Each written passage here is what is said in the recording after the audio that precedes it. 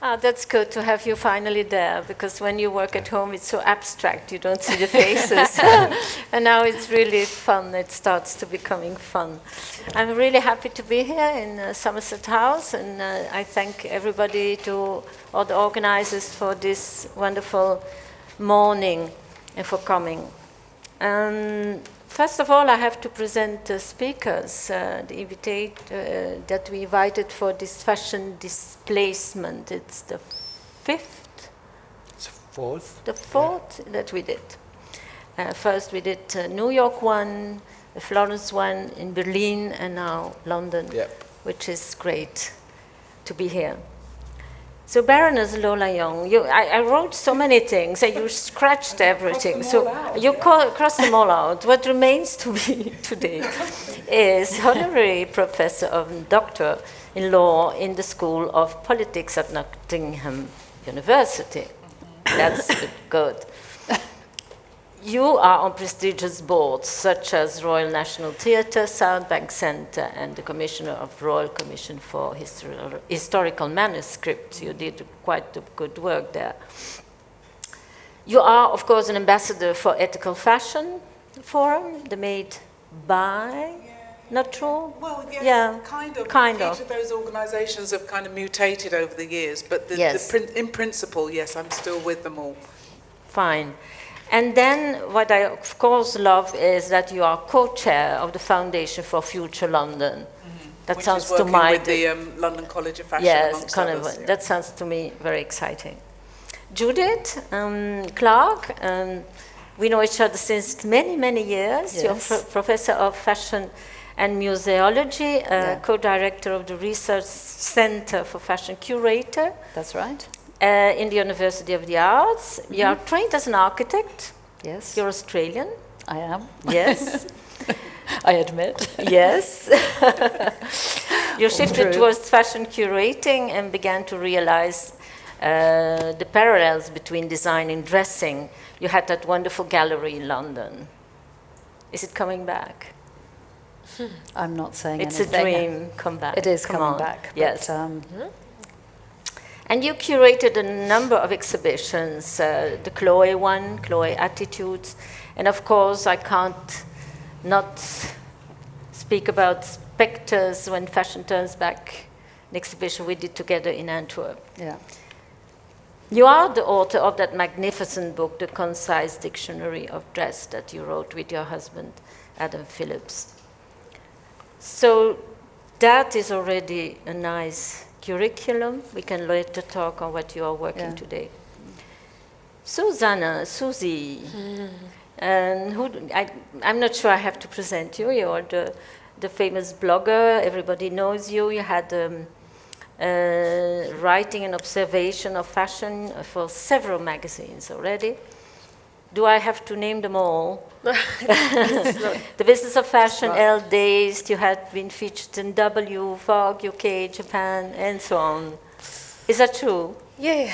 But, I mean that's not particularly interesting. Yeah. You started your blog in 2006 already. Yep. And strangely enough, one day you said, I'm not outputting solutions, I'm outputting myself, and you stopped that blog. Correct? Yes. Although actually that is also making a comeback of sorts in a different format. Yeah. It's just in light of Instagram and social media, how social media has evolved. But we can talk about that. Yes, we come back to that. Instagram is now your platform. Hilary, born in New Zealand. Yes, that's right. Yeah. OB and former fashion director of Daily Telegraph. You were a famous journalist, and you were also awarded with the British Fashion Journalist of the Year twice. You're the president of the Graduate Fashion Week. I think that's your job today. That's what you are passionate about. Yes. And I felt that when you were saying that.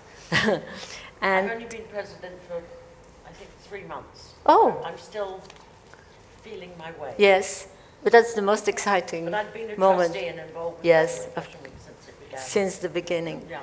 You're OB rewarded by the Queen. Yes, that's right. Yes. And you had that book launched last year, Leopard, Fashion Most Powerful Print. Good. So I come to you, Amber. You worked as a lecturer for London College of Fashion for 15 years. You are a former visiting research fellow of the University of the Arts in London. You are the author of 5 titles, History of Dress. Yep. I don't have the titles. Can you remind me the titles? Well, that's some of the. So I wrote a book called Nautical Chic, which is all about the relationship between the sea and our wardrobes, and how maritime professions have inspired the clothes that we wear. I wrote a book about films that have influenced fashion. A book about British fashion illustration for the British Library. That's the highlights. You put clothing in a historical context. Yeah. But also you are a consultant in forensic garment analysis. That sounds intriguing. It is very interesting, and an area I never thought I would be working in. But yeah, for the last couple of years, I have been working with a forensics company on cases where investigation of clothing and textiles can help with dating the events that led to interment, etc., etc. So it's a very unusual line of work that I didn't ever predict, but it's really fascinating. It might also lead to solving murders. Yeah, possibly, possibly. That's what I'm hoping. yeah. And Wilson, you're a poet and an activist. Yeah, and a few other things. And so many more things. You will speak about that later. Yeah. You wrote that wonderful book, Wait. Yeah.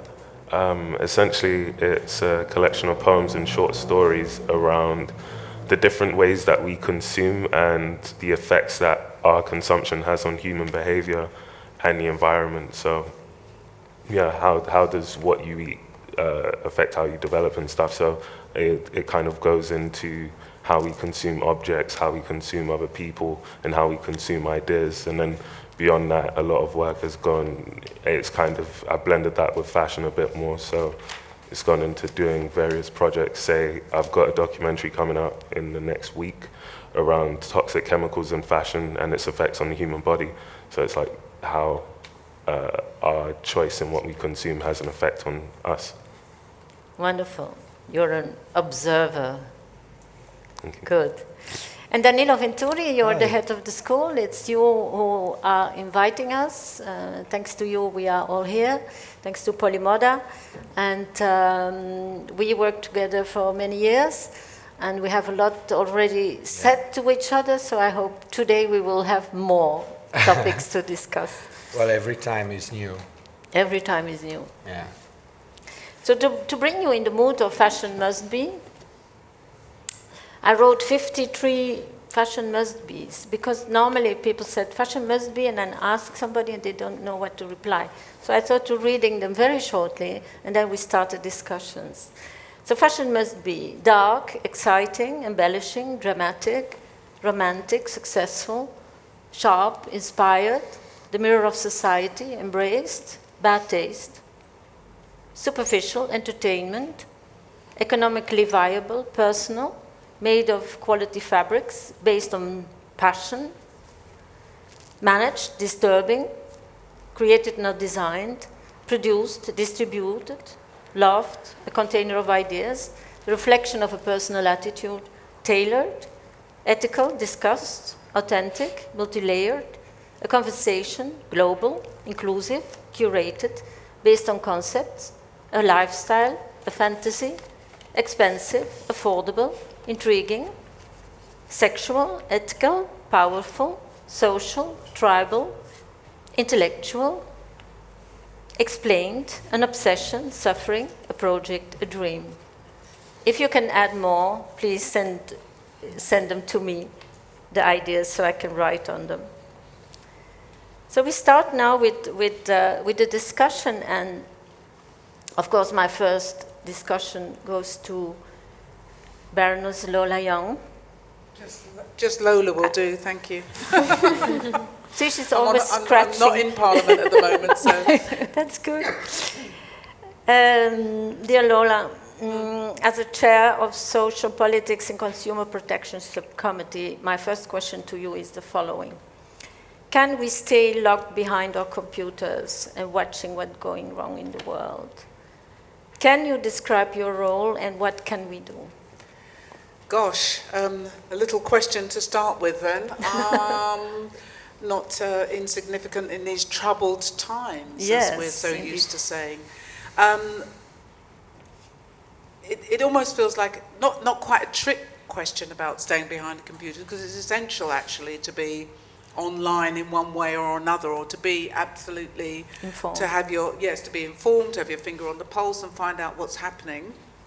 And personally, though, that's not enough for me. I need to be out talking to people, and I think there's a tendency amongst some people in Parliament to stick within that kind of world.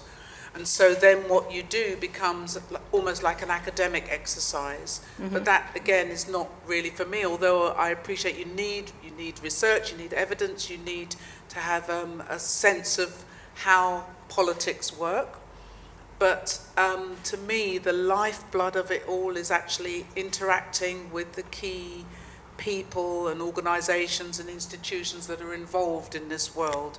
So we set up an all-party parliamentary group on ethics and sustainability in fashion, with the aim of engaging with business, small, medium enterprises, as well as the huge fashion companies, and looking at that in relation to legislation and regulatory mechanisms. And that doesn't sound incredibly interesting and attractive, but it is essential, again, I think, to have a grip on those areas for people in the industry, actually. Because if you're to get what you want and what you need in order to move forward, I think you need to be quite adept at moving between those different worlds. We all do.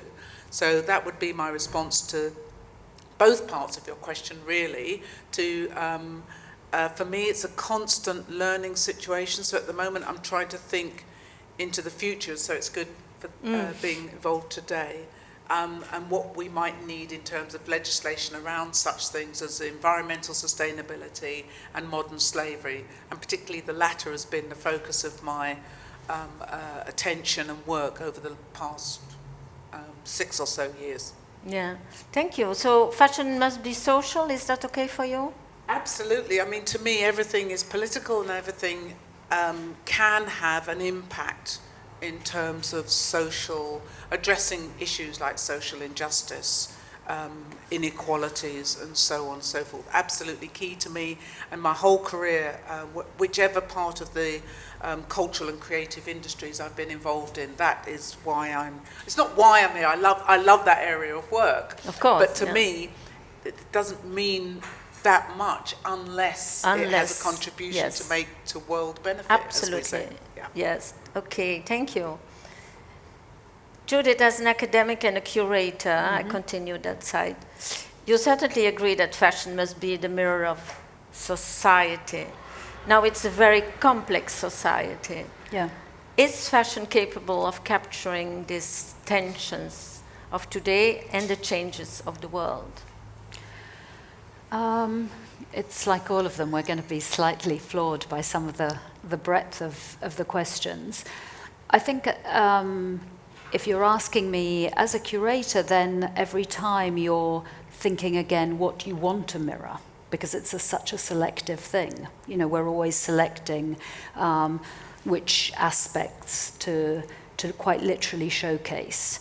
Whereas a mirror implies a kind of authenticity in a way of a complete picture, as in mirrors are not selective, but what we do is very selective.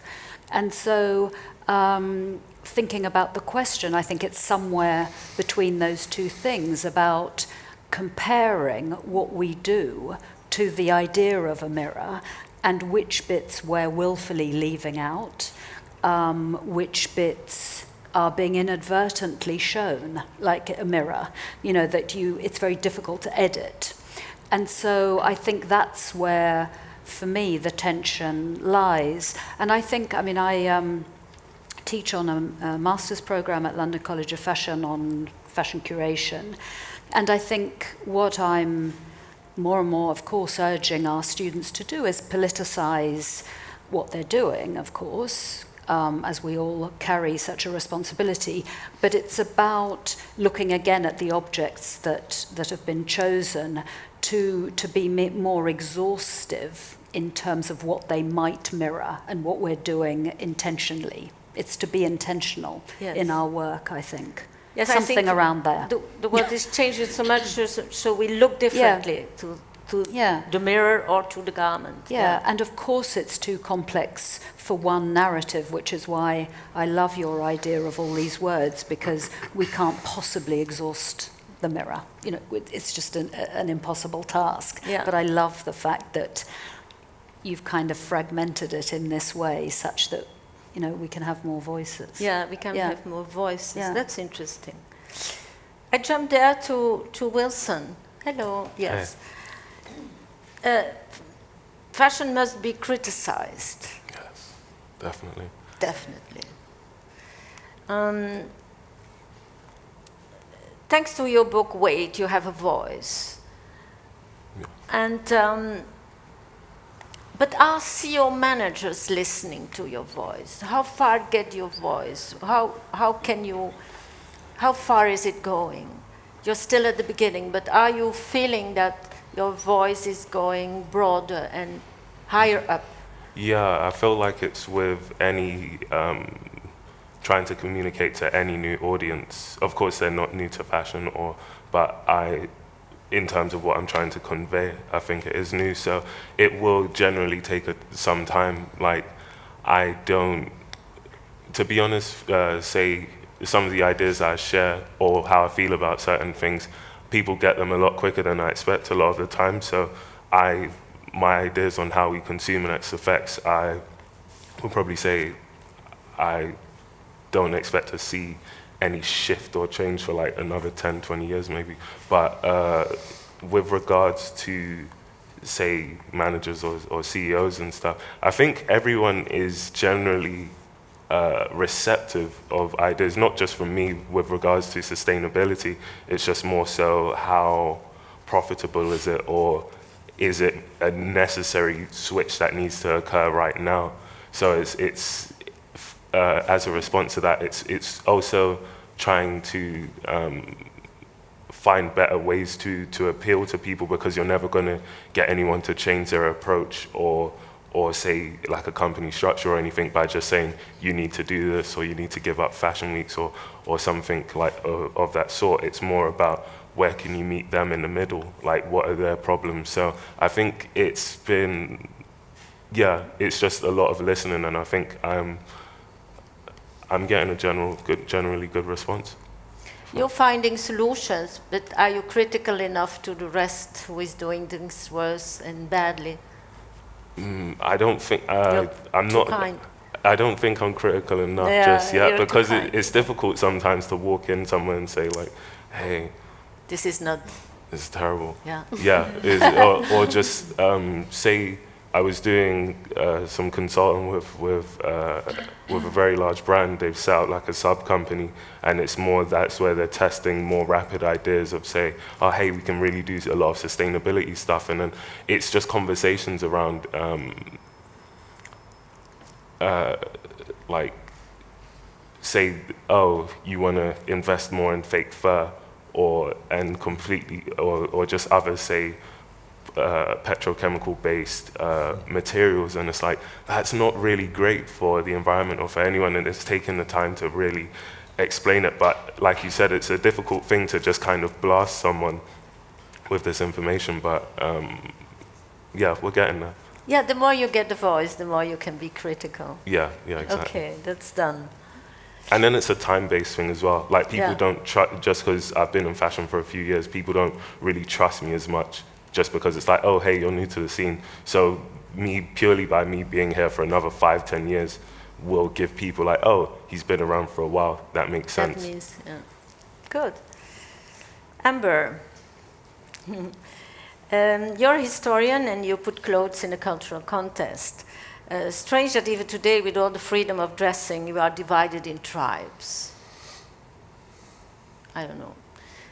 There is still the Yamamoto tribe, there is the Gucci tribe, the Chanel tribe, you know. Can you address this behavior? Why are we so defined? Why are we looking to our little tribe? Is it for security, to feel better, to be more clear to society, to show who we are? Yes, another huge question with huge breadth. I guess this question really speaks to the core of fashion theory, I suppose, as a discipline, especially the way that it's taught at London College of Fashion. And this idea of distinction, I guess, this kind of, dividing ourselves up through what we're wearing, choosing to align ourselves with some people through our clothes and sort of showing we're not like other people through the way that we're dressing. It's definitely an idea that this is a huge idea that historically this is the way people have dressed. Now, up until kind of rapid industrialization, sort of the Industrial Revolution, I guess, this was a much kind of clearer idea due to the expense of textiles.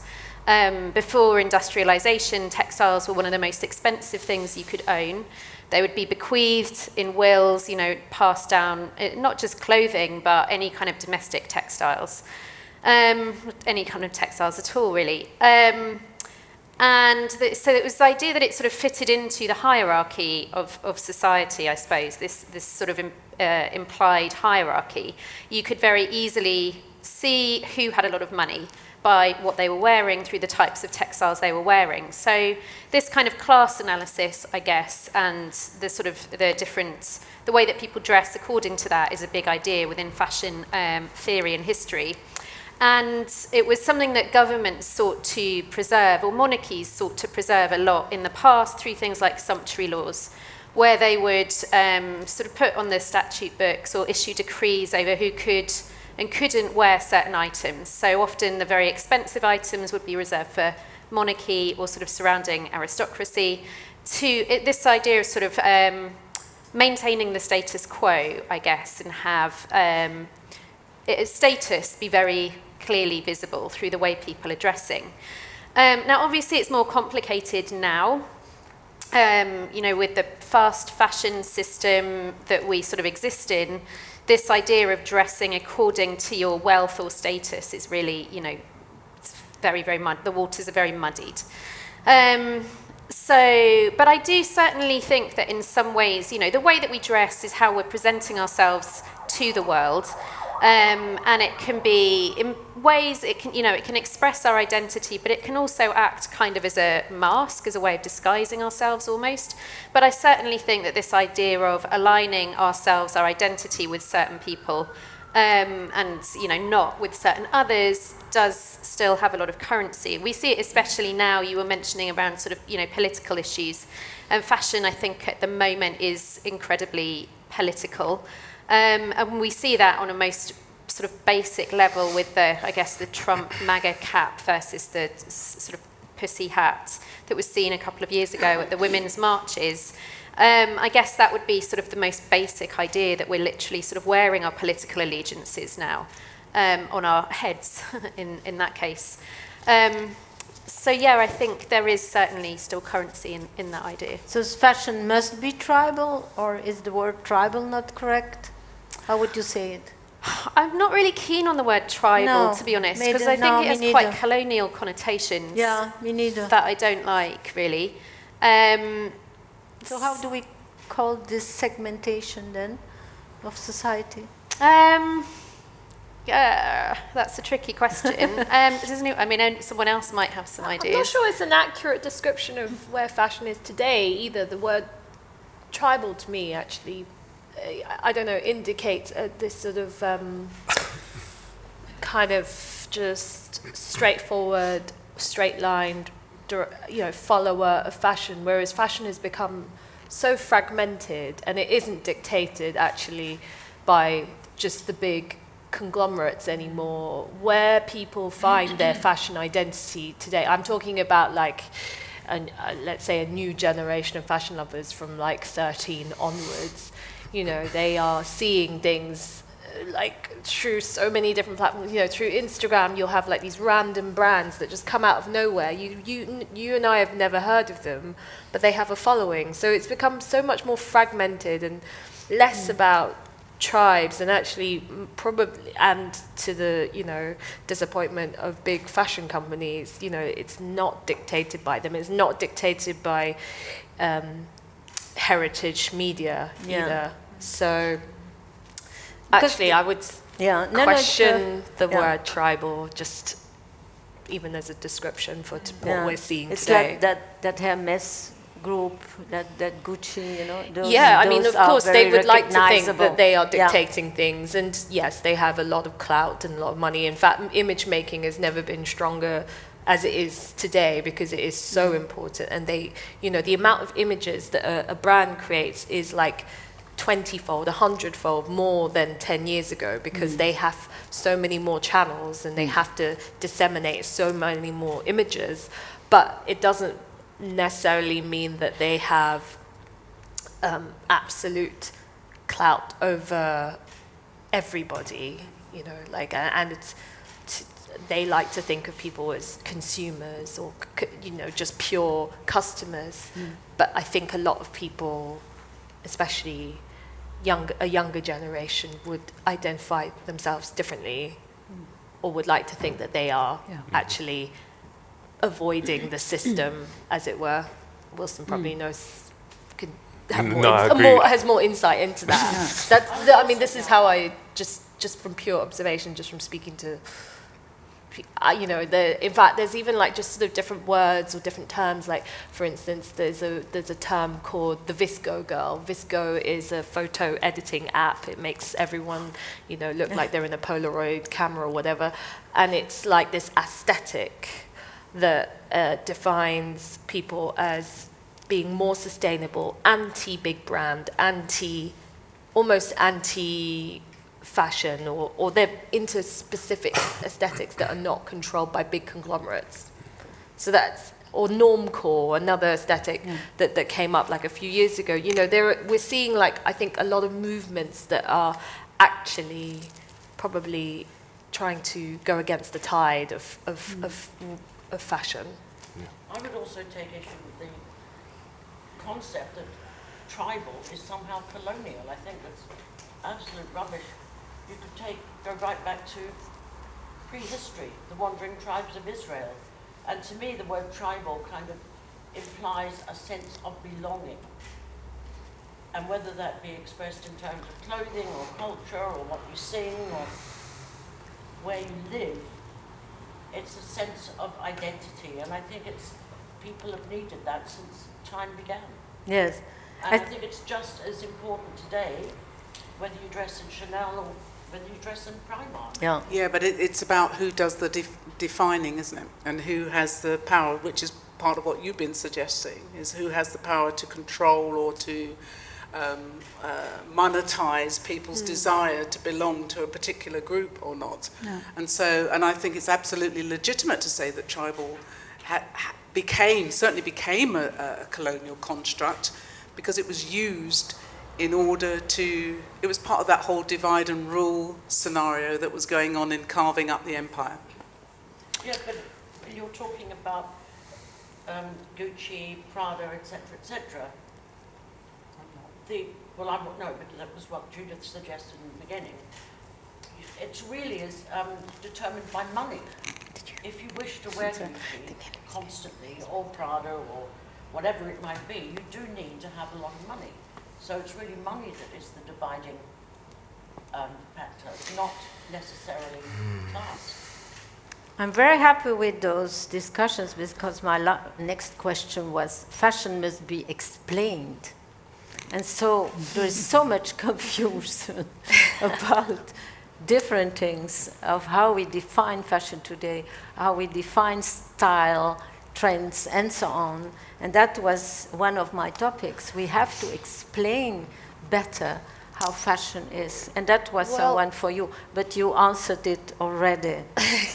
Well, I mean, to add to that, I've always been all for much deeper explanation within fashion. It's something that actually, when I first started fashion blogging, it kind of stemmed from almost like gripes with mainstream media. By mainstream, I mean like, women's titles that sort of frame fashion in a somewhat simplistic way of these are the trends and these are the things, it's all about short hems, this kind of language that I kind of found a bit facile. And so when I started, it was like the age of self-publishing. It was like really like the internet was like this kind of blank canvas, and you could like go out there and just, you'd be blogging in your bedroom and you could just write anything, and it was really much more focused about on voices and alternative media. So the explanation part is where, people maybe do need a lot of should have access to in-depth information on fashion to kind of expose, just more depths to it, so that people like us can defend what we do for a living. When people like say, oh, you work in fashion, oh, isn't that super superficial, shallow, really, and they have this 1D image of a fashion girl, And so there's that, but then also it explains a whole economy system, that it's artistry, it's economy, it's like so many different layers that I think need constant exposition and actually need constant re-emphasis in order to, and this is controversial, especially when we're talking about fashion today, to justify it as an industry. Yeah. And I think today we need it maybe even more so, but justify it for the correct reasons, obviously. Fashion needs to do good and it needs to do better. But I am always all for defending the truly positive parts of it, which is that there are a lot of talented people involved in all aspects, from stylists, photographers, to artisans and ateliers, to long-standing factories that, are on the verge of collapse in, I don't know, somewhere in the middle of Italy, to curators of exhibitions, archivists, I just think it all needs constant explanation and constant but that, that is also a selfish thing on my part, whereas I like consuming that information. I should hope that there's an audience out there that are too, and that hopefully keeps like the more, I don't want to say worthy, it's really hard, that's, but yeah, the more worthy aspects of my fashion point where and I life. wanted to come with you was that retailing, you go in the shop, the salesperson explain the garment and so on, and they try to sell you not one shirt, but a top and the shoes and so it's upselling. That's one, I was a retailer before, I could explain what I had in the shop. Now the online is visual, it's tuk. And also e-commerce, frankly spoken, I don't see the garments very flattering on those mannequins that are not really suiting the body. So also there is a name, a price tag, and that's it. So are we not missing a kind of connection that we have to a little bit more explain what's all behind that, the designer, the garment, where it comes from, the transparency. Yeah, I mean, that stems through the difference between this 2D vision of fashion, that is that a new generation of people, that's all they've ever consumed is like runway images where you just see things like front on, for instance, or e-commerce images where it's just like a flat garment shot on a white background. And yes, you cannot fully explain or understand a garment or the construction that in that forum, but also it's more interesting that people can consume fashion that way and spend like, I don't know, drop £10,000 on Net-a-Porter just like that, you know, on clothes that they have not seen in person, but they just want it so much that they, you know, they can buy it off the back of that flat image. I think that's more of an interesting phenomenon, you know, of our times, that where maybe the physical experience of the garment is actually not as important to that person than just the name or the look of it, or the image of it, or what it connects to and what that represents to that person, that they're like, okay, yeah, I'll just spend £10,000. That's fast consuming of on Net. But it's like, when we talk about fast fashion, it's not just even just like high street stores. High street, we're talking about like fast, like desire, and like just desire being built up in an instant, and click, buy. Yeah, but if you go to a restaurant and you have the menu, somebody comes to explain how the food is made, where it comes from. There is a kind of ceremony. Now you click and you have it in your wardrobe 24 hours later. So that was for me a bit the question.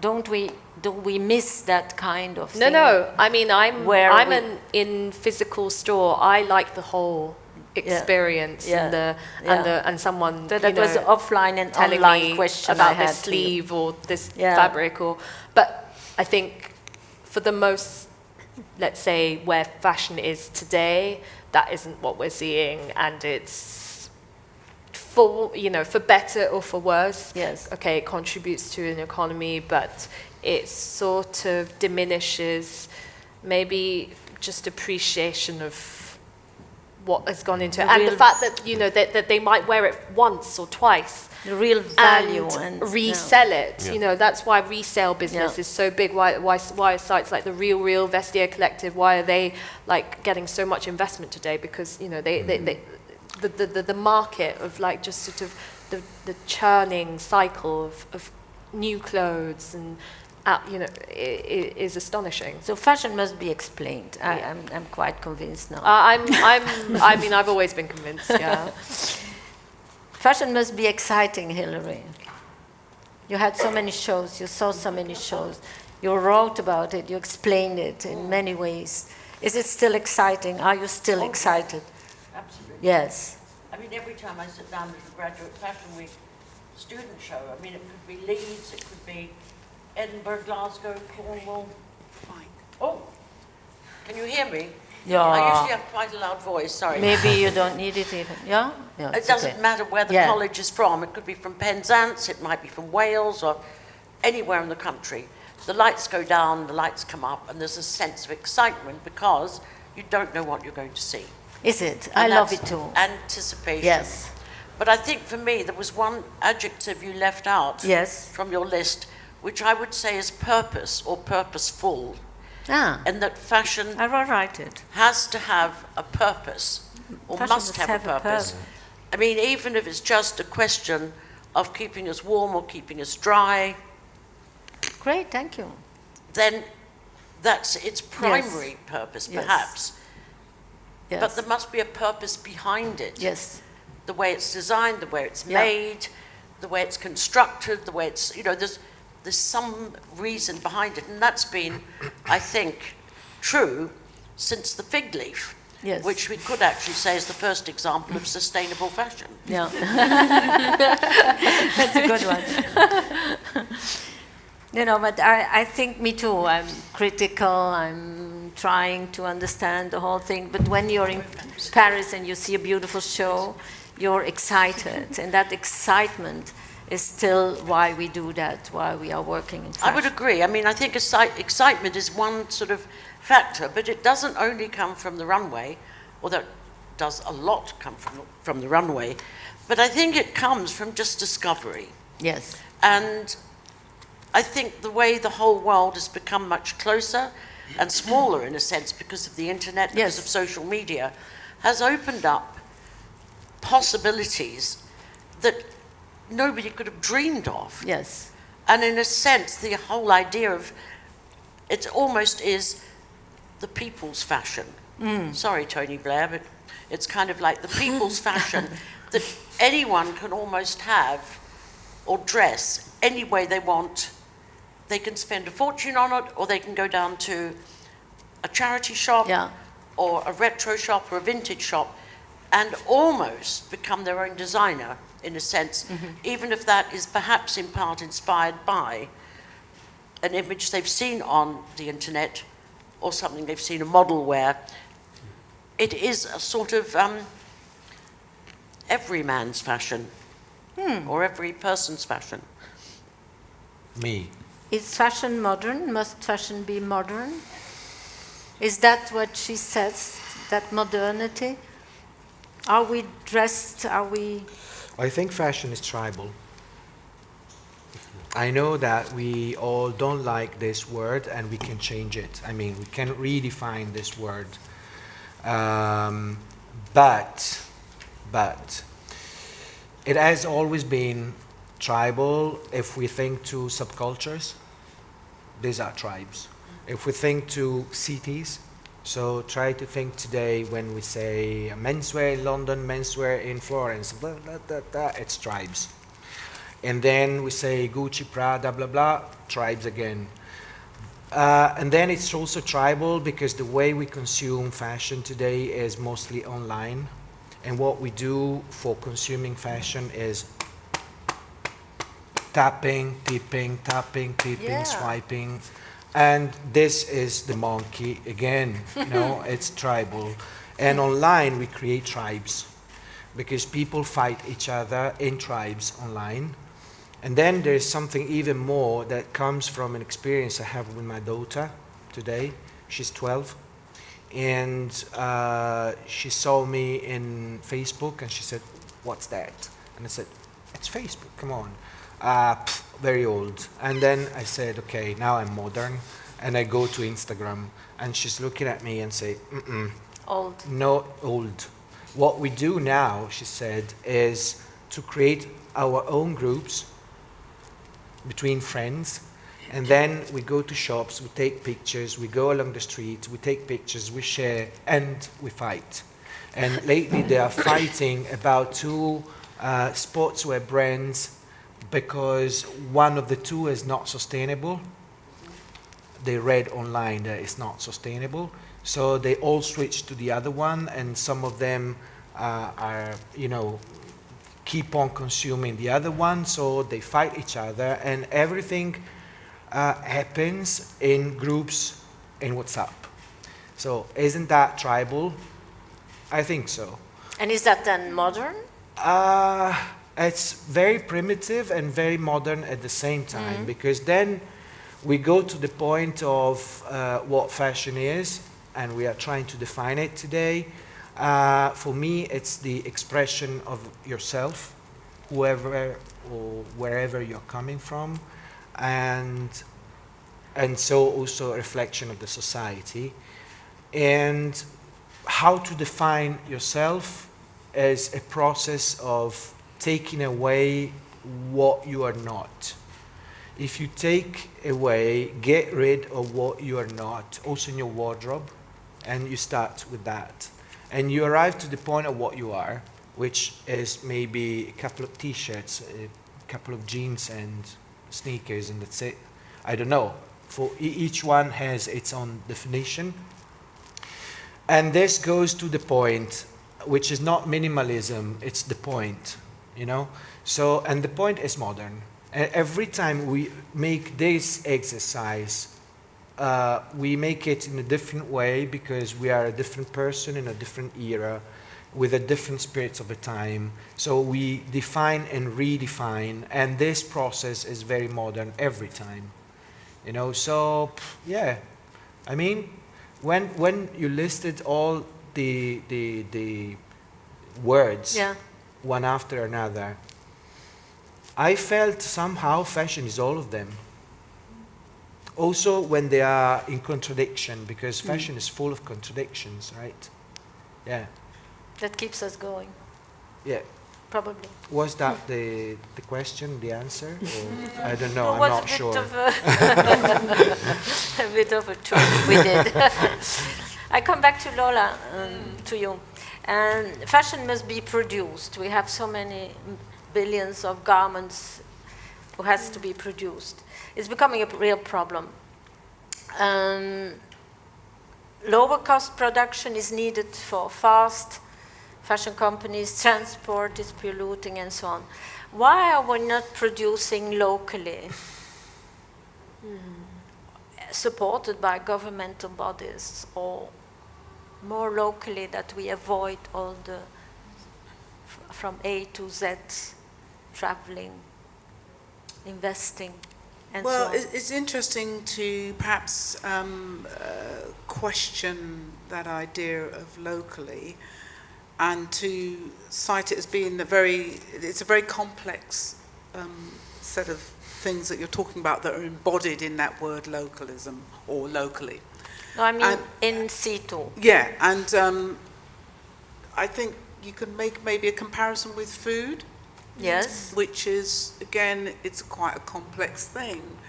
To say that everything should be produced locally, where we've come to in the post-industrial revolution age, or in the fourth industrial revolution age, or wherever we are in that cycle, is that there is an acknowledgement that we're a global world, and obviously that started centuries ago. That's what we've bought into.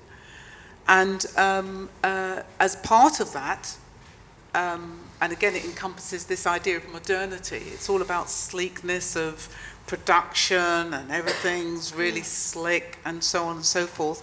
And that old idea of industry being, factories that belch smoke, or people went down in mines and all the rest of it, has kind of gone. We've gone past that age in this country. Locally. Locally. So what does local even mean? Because you say in situ. Is local between London and Leicester, or London and Yorkshire, and London or Glasgow? I mean, all of those involve transportation of one kind or another. I guess part of what I'm saying is you can't just turn the clock back. You can't just say, we did really good things in the past, and therefore we can return to those. Absolutely. There will not be a return to that mode of production, because it's gone. Yes. And people don't think like that anymore. They don't consume or buy or create like that anymore. No. So then in terms of, if you're thinking about legislation and regulatory mechanisms, you've got to think very differently to that. Of course you can skill people up if they want to be skilled up. I was talking to somebody the other day about how really, really difficult it is to get, as it were, British people to do certain kinds of jobs. So you can bring back all the factories you like. If people don't want to work in them, there's no point. So what is it that we can do from our set of circumstances in which we are now in order to improve not just fashion, but food and other forms of production? So, different governments have different attitudes to regulation and legislation, but they always say, not going to bring in any more new legislation just before they bring in loads of new legislation. They always say we don't want regulatory mechanisms to be a burden on business. Hence, the then government opposed the transparency in supply chains legislation that we now have. But I think what's a more interesting question is, how is business going to respond to the various crises in which we find ourselves now? How is it going to adjust to this world of inequality, social injustice, environmental degradation, modern forms of slavery, and keep its kind of, I can't think of another way of putting it other than its kind of adherence to capitalism? That is the big question.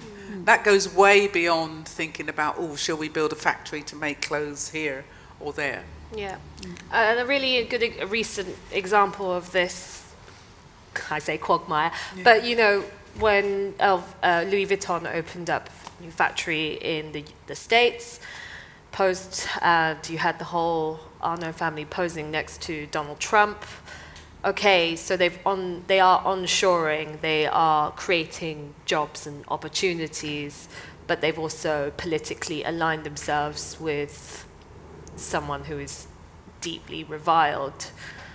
And so where is that becomes problematic in another sense for the luxury house. So I think this idea of like onshoring or trying to get things made locally also has its own challenges, and especially in the kind of political sphere where we're playing out, where there are trade wars, there's just so much kind of overriding conflict.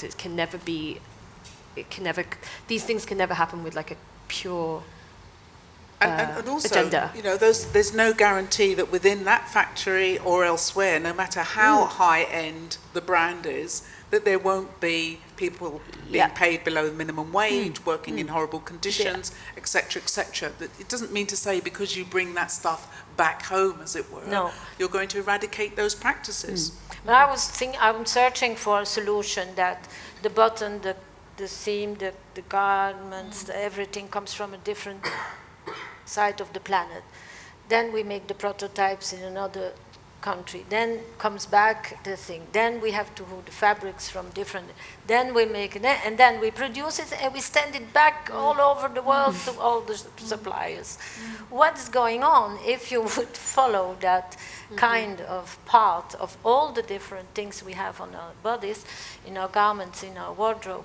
That is quite depressive. But I think if you look at young designers, in particular, Judith, particularly young designers I would think of specifically in London, graduating, setting up their own label, very often they are producing locally, simply because it's all they can afford, in a sense. They can't afford to perhaps, 5 or 6 trips to Italy or somewhere else. Antwerp designers was the same. Dries Anote produced everything. And so they are producing and trying to work, with local small factories in London or somewhere in the Midlands.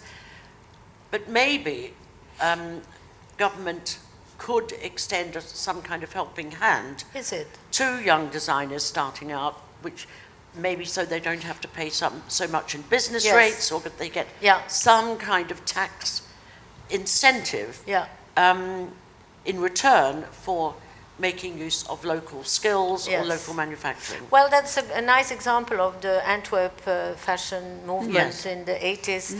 The companies received subsidies from the government if they supported and made the garments for the young designers. So that was a very simple start, and it worked, So maybe we have to reconsider a few things. It's not the only solution. It may not even be a solution, but it's a step. Of course not. Perhaps in the right direction. Yes, thank you.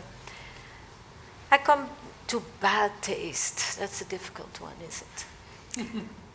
So the designers are incredibly skillful to combine elements of bad taste, Ugly prints, sad colors, indefinite designs.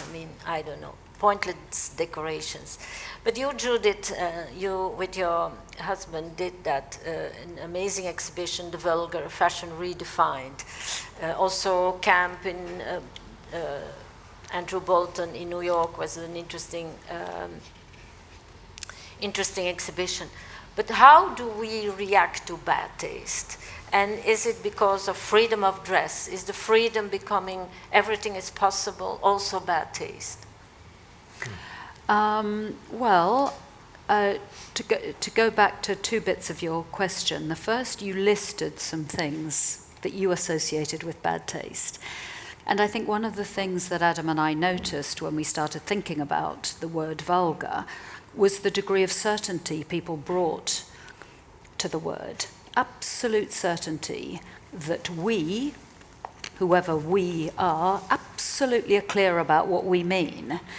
And we found that rather extraordinary, that people, suddenly it's as though, everybody is an expert. And of course, everybody does feel like an expert. And then we started talking about the word. And what was interesting to both of us about the word was that il volgare starts as a translation from Latin into the common tongue, because it was about the common good.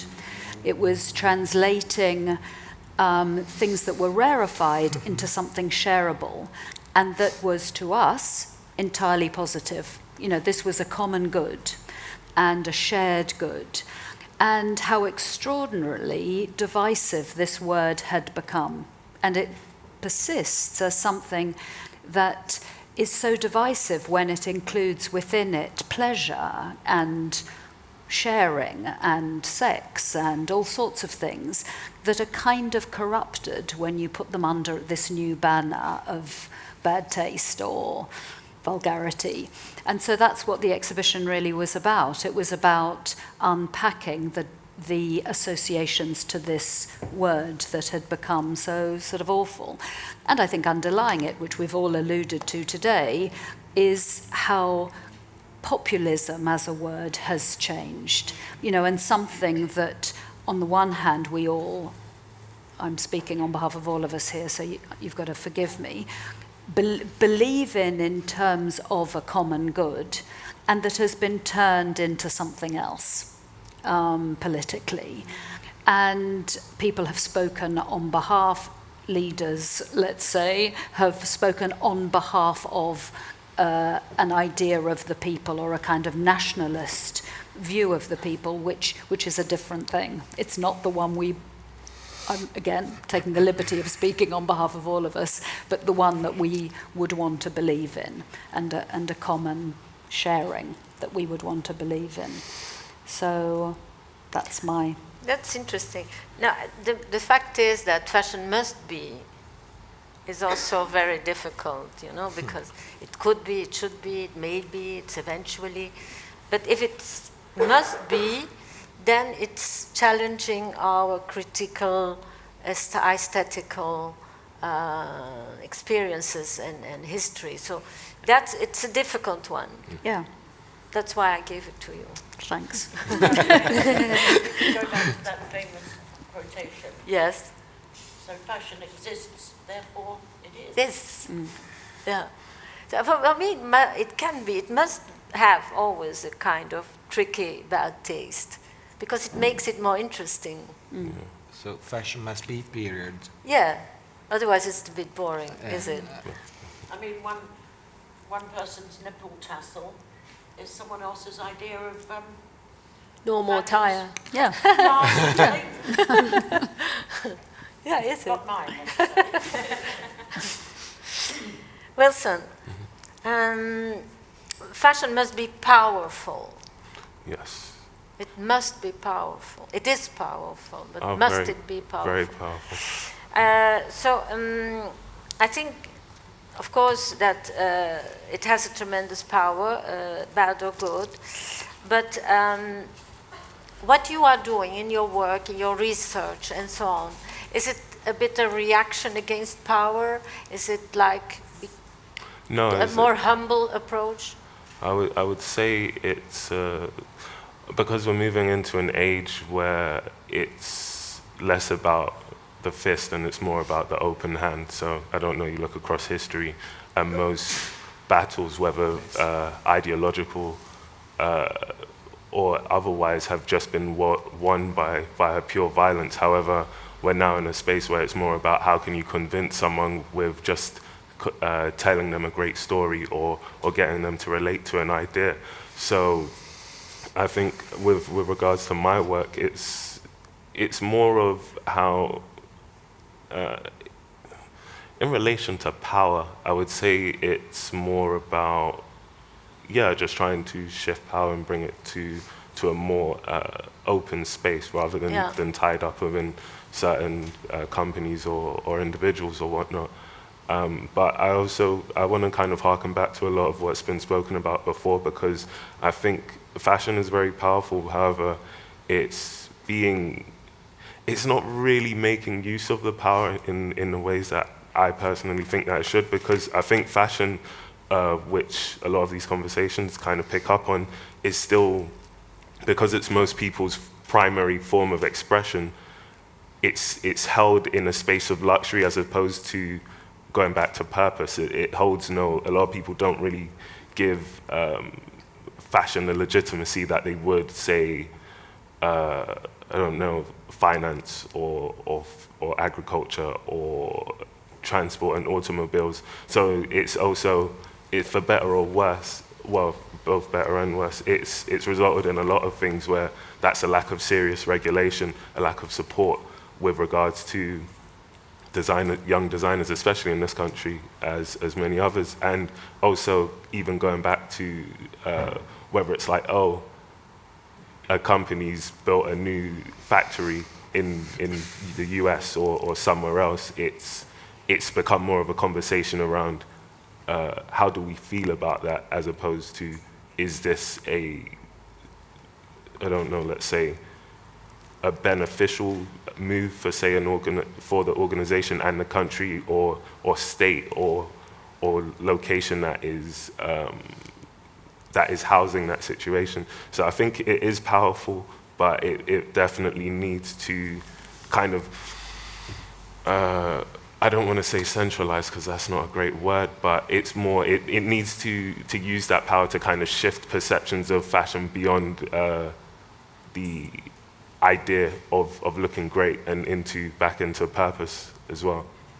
But I think obviously fashion can be powerful, but I think more than anything, fashion must be necessary, or fashion must be essential, otherwise we'd all be nudists. Yeah, in fact, it must be produced, there is a lot of must, because otherwise there was not really this industry. And that industry, I'm coming to you, economically viable it must be, is it? So the reality of the fashion business is cruel. It's a bit a cruel reality, cruel world. If you're not economically viable, you are not really a player anymore. So recently, a few designers stopped their brands. Retailers like Barnes is going to stop. There is a problem there. What's going wrong? So we said fashion is about power. Yes. It's about power from many points of view. Also from the creative point of view, because when a designer comes out with a silhouette, then he or she is kind of imposing that shape to people, so it's power. And then it's about power when we wear it, because then it becomes how much powerful you feel, but also the relationship between people, so who is doing what to whom. And fashion is also about that. And then it's about power, because the industry is involved. And when we talk about industry, we talk about economics, but also politics again, because industry belongs to a nation or to a certain area, consumers maybe to another one. So it's a struggle, between companies, but also nations and points of view on. About new designers and about startups, so surviving to what you are trying to do, I think it's cruel to say, but I think for having a new venture today, like having a new brand, for example, you really need to be worthy for someone. I mean, what's your point of view on the world? How do you change the life of people? Do we really need another brand? If yes, try to ask yourself, why? What are you doing to people? What are you changing?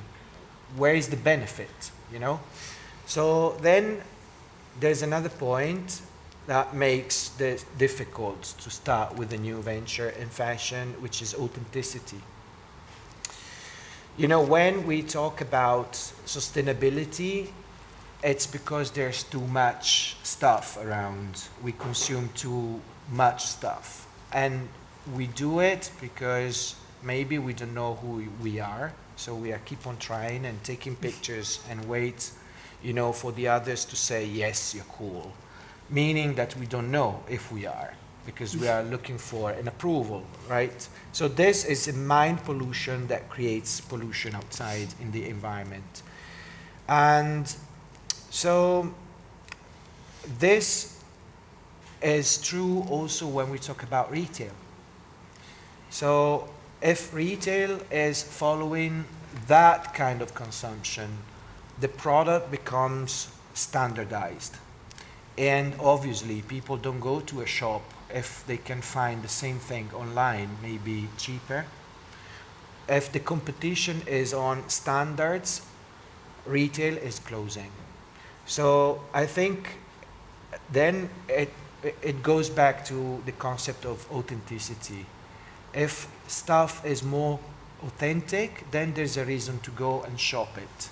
If stuff is more authentic, then there's a reason for defining yourself and start that game of power. That at that point is a game of power. It's not just power and powerful, being powerful and so on, So yeah, I think then if we go in circle, the keyword becomes authenticity.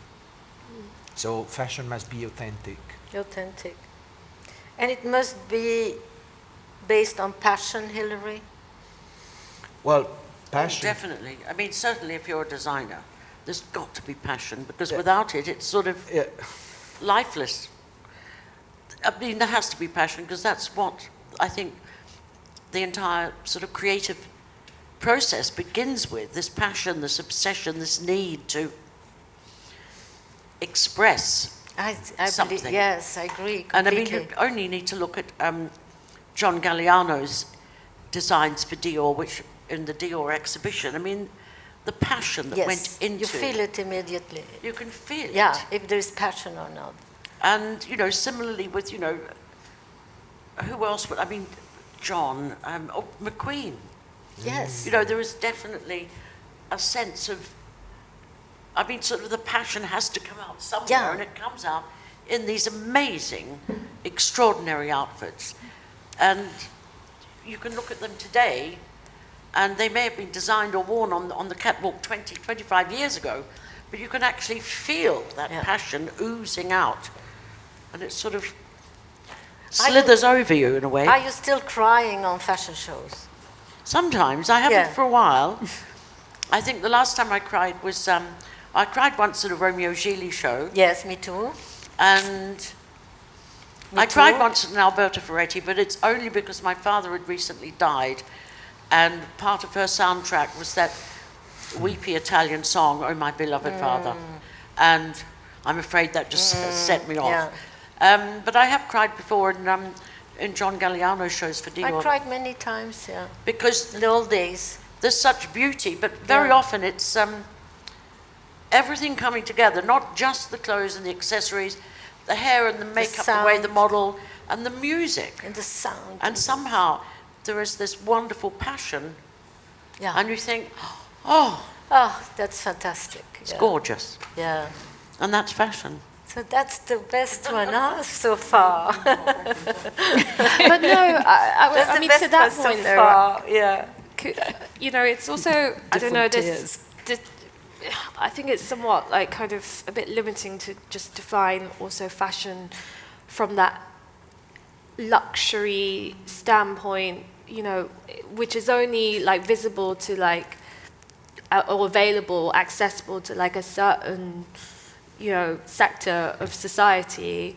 And the fact is, fashion has become such a, fast fashion is a contributing factor to the problems, the systemic problems we're seeing.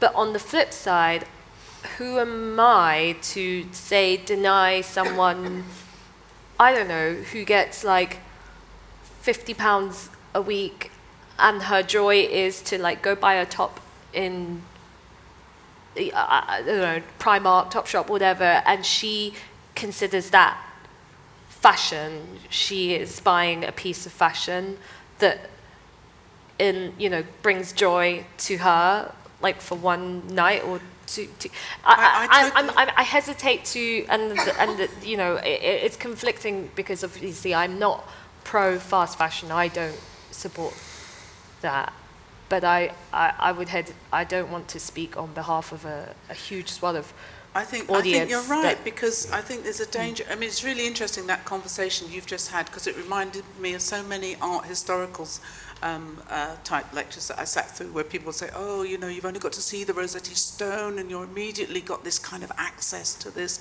world. A lot of people don't have that, and they don't see, you know, they don't, for a start, they don't even see that stuff, and certainly wouldn't understand. And I get it, you know, I do understand how that sort of evidence of the craftsmanship, or, you know, the people who've worked on it, all of that stuff is great and fantastic. But that's not how the majority of people live their lives or understand their circumstances, or indeed their relationship to fashion. So I totally agree. It's really difficult, this thing about fast fashion, because on one level it hasn't democratized fashion, because the people who make it being, you know, stiffed. Yeah. But on the other hand, if you're on universal credit, and as you know, sorry, Susie has said, if you're on a limited income, and or you're an intern that's not being paid to work or whatever, and that there's that moment of joy. So I think the other side of explanation that is needed around fashion is, what is it that we get culturally from fashion, beyond this superficial sort of thing about tribes? Because to me, tribal, once you describe it as tribal, it's like, you know, tribes are ethno-cultural groups which have a heritage which is kind of fixed, for better or worse, and immutable. That's not what you mean when you talk about tribal groupings within fashion. So what is it then? What is this thing that makes us want to dress in particular ways? What is this thing that means you have to go beyond desire? What is this desire, and how is it corralled in order to make bucket loads of money for some people?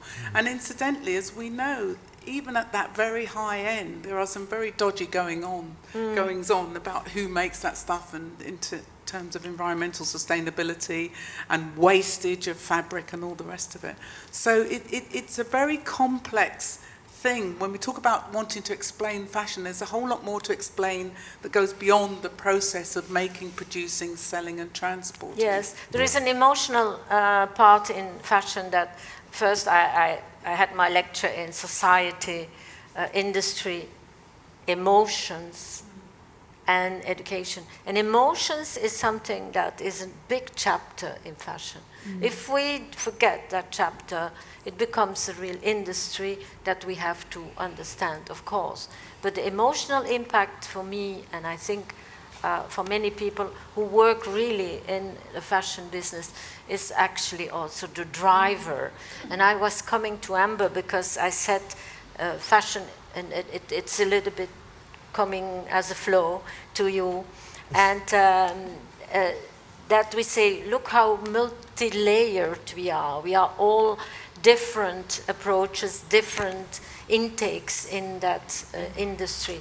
And yours is maybe a cultural intake, but I feel we're forgetting that a little bit, that cultural aspect in the multi-layered approach of fashion. What do you think?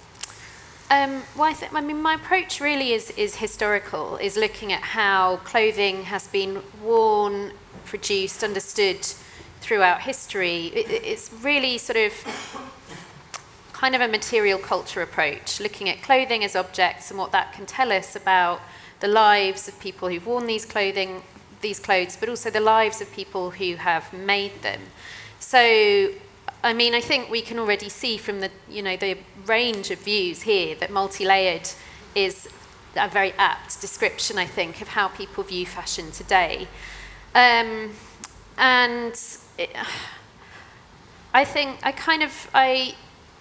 certainly think when we're thinking about fashion, and it's interesting you mentioned this word authentic, because to me authentic is such a subjective word that I don't really think that it can summarize what fashion means. And also I think we need to think about how we're defining these words, because fashion is a system, very closely aligned with capitalism, as Lola mentioned. It's this idea of constant change, constant renewal, and that's very distinct to clothing and the idea of clothing as necessity, which some people have also touched on.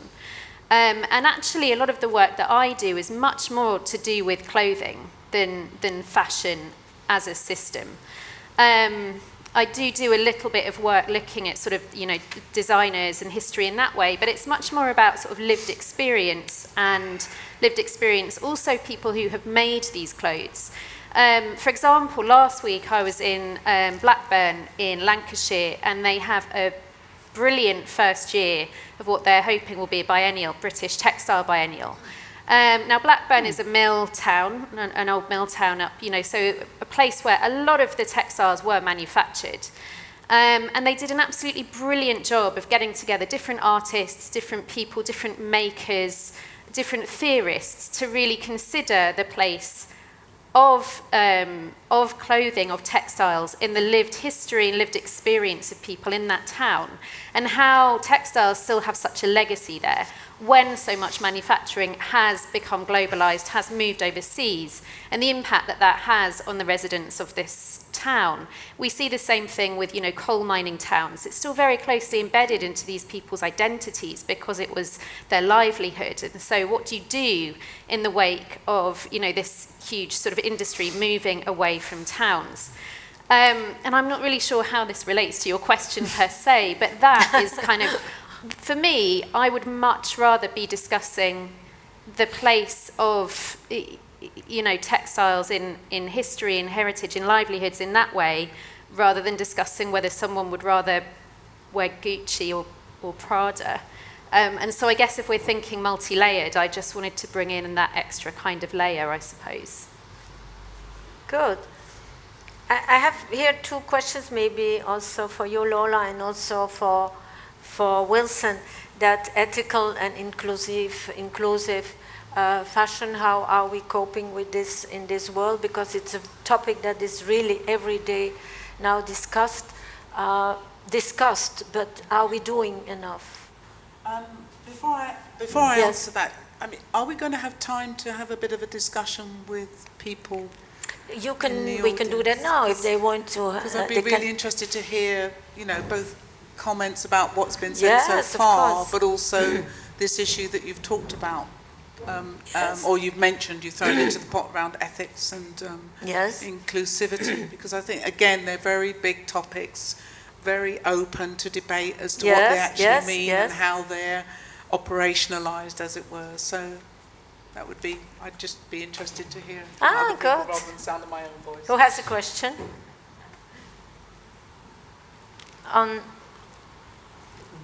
Yeah. So when you're talking about inclusion, diversity, and sustainability, they've all become kind of sort of buzzwords in the industry, kind of greenwashing and box ticking, and you all come from different backgrounds and all walks of life and different facets of the industry, how you all think we can kind of tackle that as an industry to kind of make a positive change kind of moving forwards, especially within uncertain times. Sorry, so what is the question? Do you have a question, or do you just want No, just like how is it, how's an industry we kind of tackle this kind of this buzzword of sustainability and diversity and this box ticking, how we can kind of tackle that? That is a problematic thing in itself, that you even just called it box ticking or greenwashing, because, but for me, from my perspective, when I observe a lot of companies when they are utilizing their CSR, corporate social responsibility departments, or they appoint like a sustainability officer, or like the diversity officer, which was a diversity group within Gucci, which was a reaction to a blackface jumper that was produced under their watch.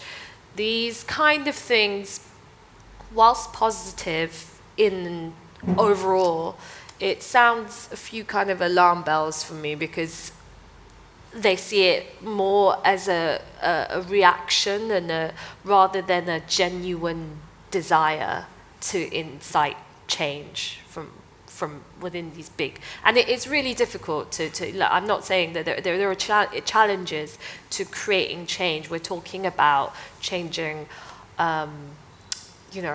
like getting rid of people, firing people, for instance, to replace them with new generation of thinkers. But at the same time, it's sort of like, where is the genuine desire coming from within these companies? That's what I'm asking, you know, like what, is it just that it was, their marketing or their press people said, we need to do something in order to clean up our image, you know, and that is problematic. I think perhaps in a way it's probably, it is the new generation that is perhaps going to be most effective in making these changes, because the boomers, if you like, as people are constantly pointing out on Instagram, are now irrelevant. So what can we do? And perhaps in a way that the sort of boomer generation has already done as much as it feels it can for the moment. And in a sense, it's now up to Generation X, Y, or Z to pick up the mantle and carry it forward. And I mean, I know it's not a solution, but I find myself getting encouraged every time I hear of one company or another getting involved in some kind of sustainability program. And they're little raindrops, but each time you hear something like that, you think more people are listening. But as a member of the boomer generation, I don't know how much more we're going to be able to do, because we'll all be dead probably in another 10 or 15 years. And very much now there is a new generation, much as the way they're getting involved in climate change, because they realize that this is the world they are going to be part of. Whereas in a sense, to people like myself in my generation, it's a world we're soon going to be leaving behind. Exactly. Stepping away from. Well, can I speak as a boomer? I don't feel like that. I mean, I feel like there's loads of work for us to do. We caused most of this stuff that's going on, and we need to reflect on that, and we need to help and support those who are coming through, whatever generation they are, to do better and to do more and to do it more quickly. So I think there's masses of amount we can do. But back to your question or your comment and your response to it, Susie, I think there are, I mean, you can draw in that word authenticity again. I think sometimes you can tell when a company is doing this as a kind of damage limitation, damage mitigation on their reputation because oh my God, they forgot that blackface was quite insulting to a lot of people. So fashion is entertainment. We have a constant stream of criticism that didn't exist before 10 years ago. That is new, and that is what companies are reacting to. Yeah, but on the other hand, I do think there are some really interesting initiatives that are going on, and you can see, again, speaking as a boomer, if you like, I can see back from when the only blackface I ever saw in a fashion magazine was Grace Jones snarling and prowling in a cage. Yes. In that kind of fashion shoot, draped in leopard skin and all the rest of it. That has changed. The extent to which that can permeate a whole range of others, if you like, within the fashion industry is another thing. And part of the real democratization, I would see, is the ability to draw on those kinds of technologies and the kinds of social groupings that you referenced around your daughter to make those changes in their groups. But I think, we have an obligation to support and enhance, and also I don't know, if you're thinking you're going to be dead in 20 years, what's your legacy? What do you want to have left behind? Hopefully that is supporting and helping people come through. Yeah. Maybe, sorry, you wanted to? No, go ahead. I wanted to say something, about companies going through sustainability programs or inclusivity or whatever. For me, it's good they do it. If they are greenwashing, brainwashing, I don't know, as long as they do it, it's good that they do it.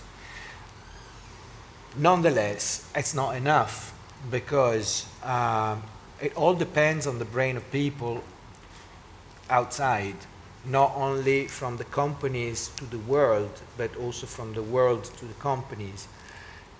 That's why we are, working in education. I wanted to. So that's why jumping in education it's is the important. right moment. Yeah. Yeah. The right moment to because jump otherwise in it's not enough. Let's put it there. Like all companies become sustainable, all companies become inclusive. Fine. Are people outside demanding for that? Are people doing that? Yes, only if they are educated to. Otherwise, they don't. So wasted time. Educated was actually for you on my list. So, how do we educate people? Sorry, before we jump to... Sorry, I just want to jump back to this. Yeah, so I don't think trends are a bad thing. Trends are a great opportunity for the general public to engage in conversations of whatever level on a topic they might have had no insight on before. So whether that's, say, there's a lot of, you've got so many more people saying they're depressed nowadays and that's just become primarily because of a trend. And it's like, even if they're not depressed, it's invited conversations around, if I'm not actually depressed compared to so-and-so, or if that's how I feel sometimes, how would I define it? So it gets into more, say, insightful conversations around mental health. In the same way, there's no one straight path to sustainability. What's a sustainable approach to producing fashion in the UK is completely different in Malaysia, it's completely different in Australia, it's completely different in South America. And so I particularly wouldn't say just because something is trending is exactly a bad thing. And then on the side of looking at, say, fashion corporations, it's difficult to, and it's also why I'm not extremely hard on them when I get into conversations with people, because you're looking at companies that employ, at the larger scale, it's like 10, 20, 30, 40,000 people across the world in different cultural situations and different sizes of scale. Maybe it's a 300-person office, maybe it's a 10,000-person factory, and then it's like conversations around. And just to start to have these conversations, it's going to be disjointed, it's going to be rough. We're not even particularly that far into conversations around sustainability, or actually what sustainability is for companies. A lot of people are hearing say, oh, it's getting rid of fur, when that's more of an ethical or moral conversation than a sustainable one, because fur is a lot more sustainable than, say, any kind of... Fake fur. Yeah, fake fur, exactly. Mm-hmm. Or are we moving to purely synthetics as opposed to natural fibers? What type of chemicals are we using? What type? Of course, we've moved quite a bit forward, but it's still very difficult for companies of scale to make transitions or changes based on how difficult it is to tell people, hey, we're working on this, but now we're going to move over here and change the whole system. So I would say there's a lot more that can be done, but I can't, for at least, 50% of larger companies which are even starting to have conversations or pay attention to sustainability, I can't chastise them as much as I'd like, purely because of the difficulty of that such a task beholds to them or to anyone.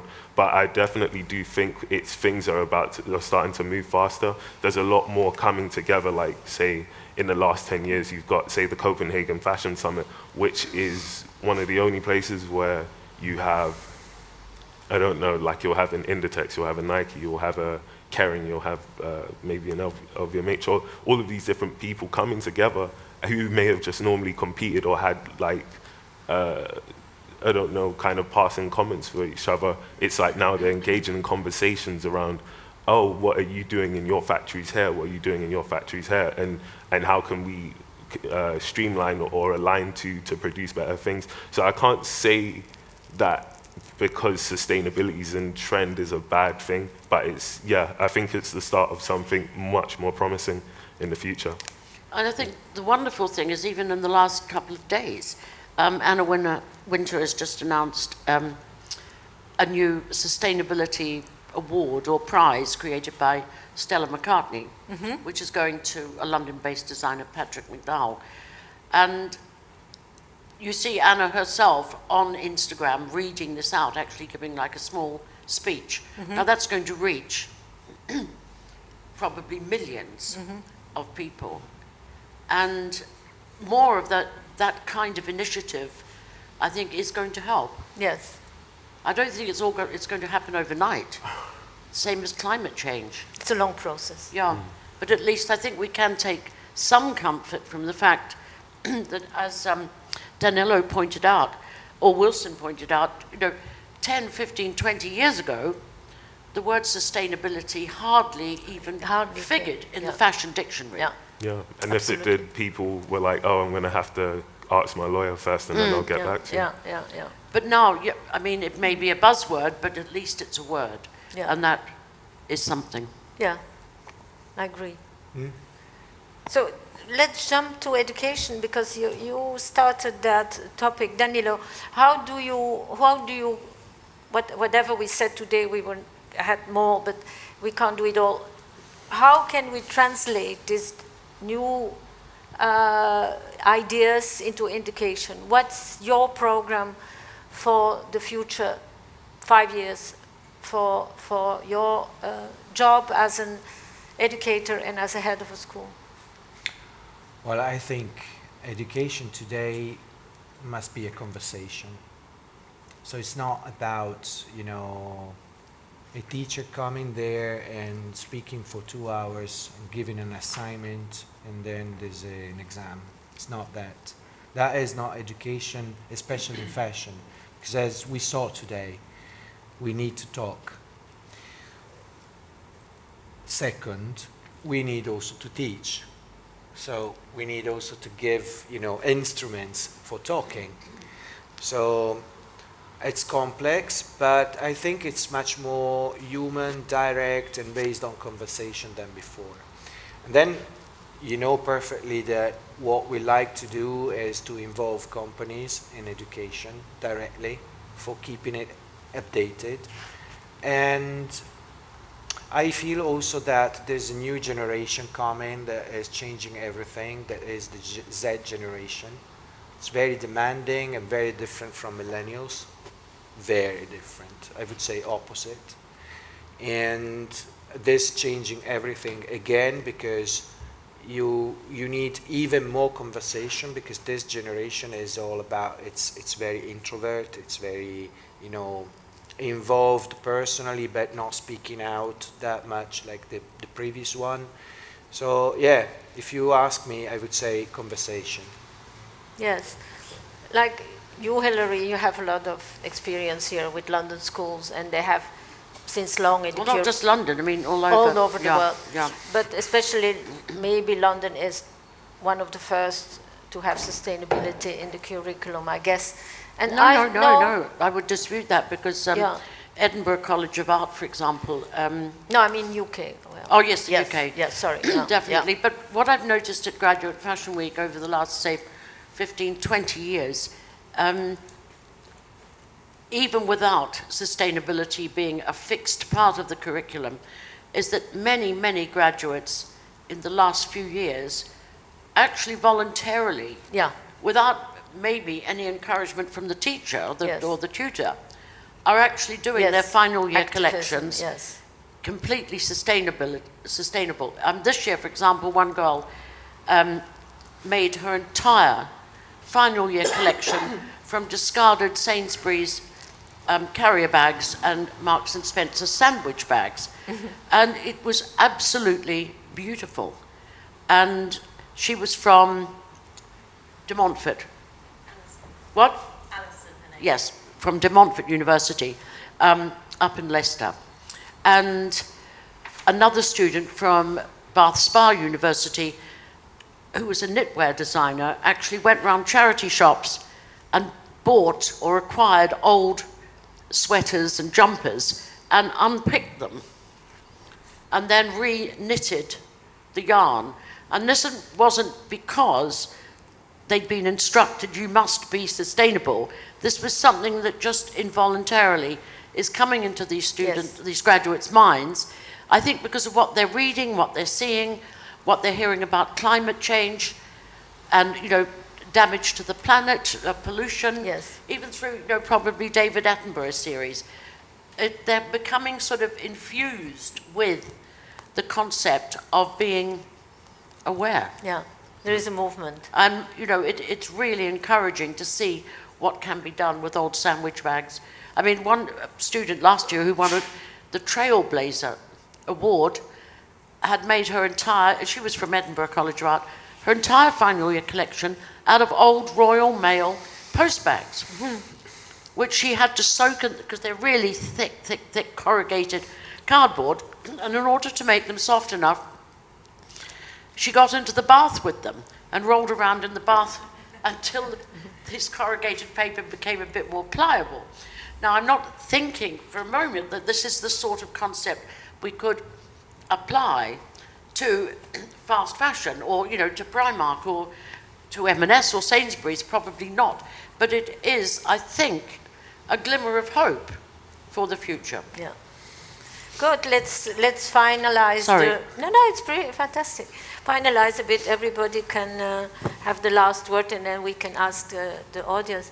Susie, how do you see education in fashion? Probably it's not, you're not really... No, education also comes from media. You know, I am part of the media. In fact, I think from my perspective, we all collectively could do a lot more in exposition in all matters, really. You know, whether it's like giving true opinion, like, you know, because in fashion critical faculty can sometimes be lacking, and you know, we have a tendency to be, and you know, I hold my hands up. You know, we are very just like anodine in our ways of talking about fashion. You know, we just like to say, hey, and you great collection, it was amazing, blah blah blah. So yeah, I think education in terms of just using your voice, your platform, whether it's publication, whether it's website, whether it's Instagram, whatever it is, to highlight, you know, what is worthwhile, what is positive action that's going on, or urging people to do better, or highlighting the talents that isn't going to, you know, that aren't like that. Don't come from a meritocratic system. I don't know, whatever it is. And is it possible to write on Instagram? You were writing before, yeah, you don't write anymore? I have much better responses with long captions than I do with short ones, because people's attention spans are there. You know, I disagree with this generalization that, you know, that millennials or Gen Z, they have this short attention span. They're only looking at things for 5 seconds. You know, I think that is a really kind of gross kind of generalization, and I think people are willing to be engaged. It's just that their information is coming from different places. You know, they're not picking up the New Yorker or New York Times or whatever, or reading all the articles. They're getting their information elsewhere, and it's our job, and by our I mean media professionals and influencers, editors, writers, whoever, to expose that. Yeah, and write clearly. You see how difficult I have? Fashion must be quite a difficult one. So if we can find a language that is short but clear and effective, it might be a solution. Yeah. Is fashion still a romantic business, Judith? Romantic. I see you really thinking. Romantic. It depends if we mean, you know, 1770 to 1830 quest, or whether we are talking about something which is, in a way, elusive and evokes a sort of desire which is whatever is the opposite to what a kind of predictive system could tell us about. And I think a kind of capitalist model obviously based it on kind of endlessly renewable desire. So that thing was something that our minds could be narrowed. It's like being told one type of person is desirable, that our minds could be really narrowed down to find a very specific group of objects desirable. Whereas I think romance, in a way, reminds us of something else in the kind of idiosyncrasies of desire, which I believe in, and I hold faith in the idiosyncrasy of desire, actually. And in your teaching, because you are also in education, which was a bit the final topic, how do your students react to what's going on today, and how do they are trying to find solutions? I think it's as overwhelming for them as it is for anyone else. But my particular students are learning the art and craft of curation, so that's their preferred language for this. And so they're wading through what can be, in a way, restaged. What are the attributes of contemporary fashion or of past fashion? I mean, they're not only exhibiting contemporary work; they're exhibiting historic work, often in dialogue with the contemporary. So, and I think that's an interesting thing in itself. It's kind of what is worth recovering, is what they're looking at, I think, and it's great. I mean, the MA is open in terms of what subject they choose. It's not given to them as their title, so to speak, is not given to them. Yeah. They choose what subject to create their hypothetical exhibition around, and that is always incredible to me in terms of the conversations. I could never second guess the array of subjects that they choose to exhibit, but it's increasingly politicized. So we all becoming anthropologists, sociologists, researchers, still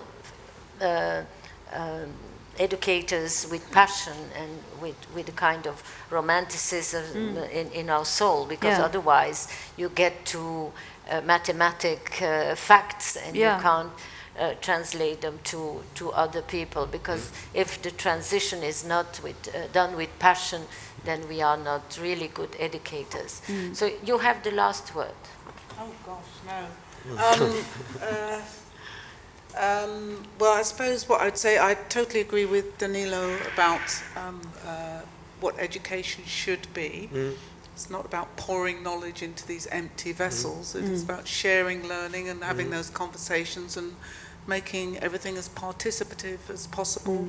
I also agree that the critical faculties need developing, not only in terms of looking at the aesthetic or how things are produced, but in terms of analysis. And I would link to that we have a dearth of education around politics. And you might say, well, that's kind of something else, but it isn't, because the system, as soon as you start talking about fashion as a system or fashion as history or aesthetics, is political. But what kind of grounding do we give to students at any age on these subjects? We don't. And so that kind of ability to be critical and analytical and always to ask the question why and understand what questions you've got to ask is something that's been, in the past, I think, in the recent past, sort of sucked out of our education system, whether it's at primary school level or nursery school level, all the way through, even to postgraduate level. I see some of that seeping back in. I was kind of encouraged to hear a friend say that his 8-year-old son was doing a project on the Sustainable Development Goals. Nice. And it's like there's loads of fashion people who wouldn't know where to start in terms of thinking through how their business could support sustainable development goals. So I think there's a lot of work to be done on that. But as always, it is political because education is political. Good. Thank you. Thank you for everybody. Wilson, a little poem, please. Yes. Yes. Do it. Or a little poem. Do it. Yes. Yes, he's a poem. Yes. Has he got a poem? I hope he's, Let's try and find one. Sorry. While I'm looking for one, if anyone wants to say anything, feel free. You don't have one? No, I'm just going to find the right one to... Maybe I had one for you. I don't know. Here.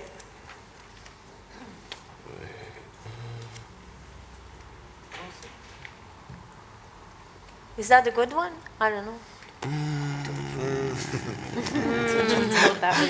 No, not really. Not really. Not the worst. What are we talking about? No, he's going to read a poem. Yeah. Yeah. Yes. What, like- So while you are searching, like please improvise. feel Oh, free. actually, You I've got found one. it. This one was... there's a designer called Charles Jeffrey, and he has a brand called Loverboy. So we did a collaboration he did a collaboration with the British Museum for his most recent show in June, and I participated in that and wrote a poem for it. So it was to tie in with the theme his brand is running with at the moment. And it goes, so far, so good. We've reached the final days in spectacular fashion. It's been all hands in the biscuit tin, all shapes and sizes, all creeds and colors, with each having the same thought as the last. Someone already did, so why shouldn't I? The blame game sold themselves anything, but here we are. Such and such can't be trusted.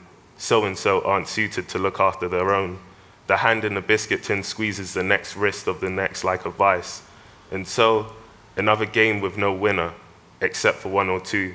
But as we all know, the exceptions prove the rule, and sometimes make them. We are told the biscuits were intended for us all, but who actually bakes them? For what reason do they do it? What of the ones who are forced to scrape crumbs? Could they? Should we argue for equal opportunity to access, or instead to equally break them? Is it enough that someone serves it to us? Is it enough we've survived so far? And that's it. Thank you. Wow.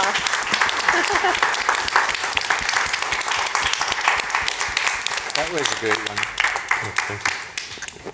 Questions? Yes. Hello. As we talk about sustainability and also the paradox side of what's happening in fashion right now, AI analytics tool is become like important part of fashion business, and many of fashion startups use it to analyze the fashion data by the clicks, by the needs of people, and produce in order to produce the product in a short time to provide it to their customer.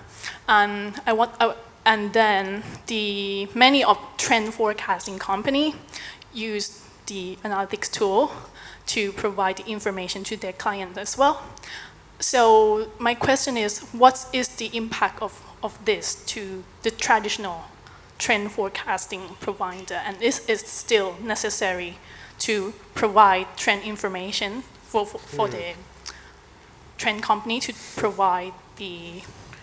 Who wants to answer? I actually, I asked, can I ask Danilo and also yes. Linda Lopa? Oh, okay. Thank you. Yeah, this is especially for you and Yeah, Danilo. because you were... And that's the first question. And yeah, the second is it still necessary for the trend forecasting company to do this? And is it, because we move to analytics tool, and if it is, what should the trend company provide? Because as the values of the trend forecasting is to provide the information for their customer, but yeah. I have a clear idea about what you say. I mean, if you do your trend forecasting based on data, what you do is postcasting, because you give people solutions, you give companies solutions based on what happened already. So it's postcasting. It's not looking forward, it's not looking at the future, it's based on what happened already. So how can you do anything new based on that, first? Second, all the people have access to those data, so where's the fact that maybe a designer is different from another one, maybe. And, you know, I think trend forecasting should be based on culture. And trend forecasting should give instruments to get, you know, to form your own idea and to have your own inspiration. So it should be culturally based and not data based. This is my take on it. It's my turn. Well, I think that we can leave that word trend, but that we are having to forecast, that we can do. But it's mostly training your brain. It's a methodology to find how we can discover problems, how we can solve problems, how we can bring something to another level. So it's not actually giving some material to people or company. It's more helping them to understand how they can train their brain to understand better the world of today or tomorrow. That's actually, for me, forecasting. Thank you. Other questions? Or maybe then we should simply be forecasting. Be forecasting. Be forecasting. Buy less clothes. In much the same way Vivienne Westwood says, you know, buy less. Or suggesting that each season or each time they feel like a little spot of retail therapy, they buy something from a charity shop instead of a fast fashion shop. I mean, that is probably radical and sounds a bit like a dictator laying down the law, but it might be the only way to really get a strong message across, in much the same way the climate change message is kind of being hammered home right now. I have one question. Yes. We didn't speak about pride. I would like to know your thoughts about, is fashion needs to be pride as well? Pride, like considering like the inclusivity of fashion. So should fashion be pride, you know? Pride, you mean? Yes. We should have pride in fashion. Also. I mean... Can also fashion be used as a flag, you know? It's interesting. I mean, that is a really interesting thing for today, because I think, honestly, if and just personal anecdote, like when I tell people I work in fashion today, honestly, the response is probably like 70% negative, because people, you know, in light of Extinction Rebellion, the talk of climate change, you know, fashion is the primary target, and it's not, I don't think it's the only target, but it is the one that in public consciousness people it's low-hanging fruit for yes, people low-hanging fruit, target. exactly. And the pride thing becomes more difficult to articulate, and then you say, yeah, but it employs all these people, and then there's all these like craftsmen, and then you kind of sort of talking with it, you know, like kind of like a tail between your legs. You're kind of like looking at the ground and like almost trying to justify it, but with difficulty. And the only thing I end up going is, oh, but I can support my daughter with it. Like, but it's not good enough, is it? No. It isn't good enough, and that's... The pride thing is difficult. I think it would be harder to try and justify the luxury car industry. Yeah, but for some reason they don't get the same amount of stick. You know, they're like, they have these factories in Sunderland, or, you know, they are like, they're providing good, honest work. That is the framing of the car industry, and same in the US as well, whereas fashion is, the waters are already so muddied and so kind of, for most people, you know, they've watched True Cost, they've watched like the documentaries on BBC Three or whatever, and actually in this country, let's just say, like, I have, you know, and Amber will know this as well, you know, for instance, the BBC, our biggest, you know, media platform, they are hesitant to celebrate fashion, oftentimes. Very. Very. Yeah. You know, I come against a lot of like, oh, but people don't really care about that, and people don't want to hear about this random young designer that's done this incredible collection. Whereas in France, for instance, you know, they'll dedicate like a whole half an hour before the national news about what's gone down at the shows. Yeah, exactly. There's probably more TV programs about cars. We have a real lack of pride, actually, in fashion in this country. And yet, our fashion industry is bigger than the car industry, but we're not allowed to really boast about that, although we are proud of it. Well, also, so many, like, from our schools, they all work at all the house, you know, so many talented British creators are at houses. They're working at all levels and all the luxury conglomerates. They have all been trained here, but it's not something that this country is very good at flag waving about. I have a counter question. I mean, was your question about gender and orientation? It was a tricky question. Because, you know, we talked before about tribes, and then we talked about inclusivity, but we didn't touch gender and orientation. It was also regarding gender, but also regarding, it was a tricky question, as pride in fashion can be very, very many things. It can be used as a flag, like for gender equality, you know, for inclusivity into the society, but as well as, I don't know, a flag or statement that you would rather do or not, especially in the UK, as you point out, because you're not so proud, you know? Because the business is not so good enough to make you proud of being part of it. No, it is big. I mean, it's huge. It's just... no, it's like so good. I'm talking about general media and general public perception is poor. Yeah. Like, it's very poor. In general. And also when all the reports on all the sites, I'm not going to name names, but you know who we have daily on our mails, Fashion Network and Business of Fashion and so on. It's always going about numbers and turnovers, and they don't have a real voice there where they take a position or they discuss what we can do or what we can do better and how we can educate. And that's something that for me is missing in the communication around fashion. Oh, we're flagging up problems rather than solutions. That's why schools exist. This is where we are. I mean, what we said before is a bit that, I mean, new generations don't need the quantity of information because they already have it.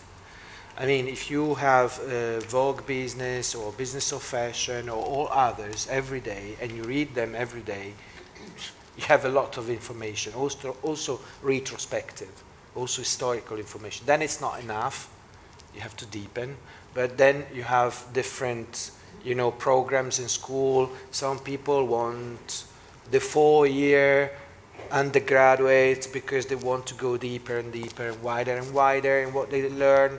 Others want the 2 years associate because they want to learn a job and just go, you know, fine. But it's not about quantity. The quantity is there in the media and they are doing it very well. What schools need to give is not the doors, but the keys. So teaching how to read, teaching how to come up with your opinion, being critical, how to use those information, you know. And then everything is subjective in the end. I mean, we don't have to create or make of our students soldiers. We have to make them free and proud of being what they are. So I think in the end it's very simple.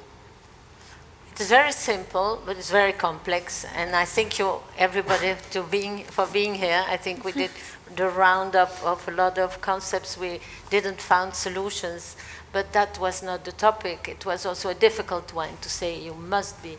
And that was, of course, the topic of today.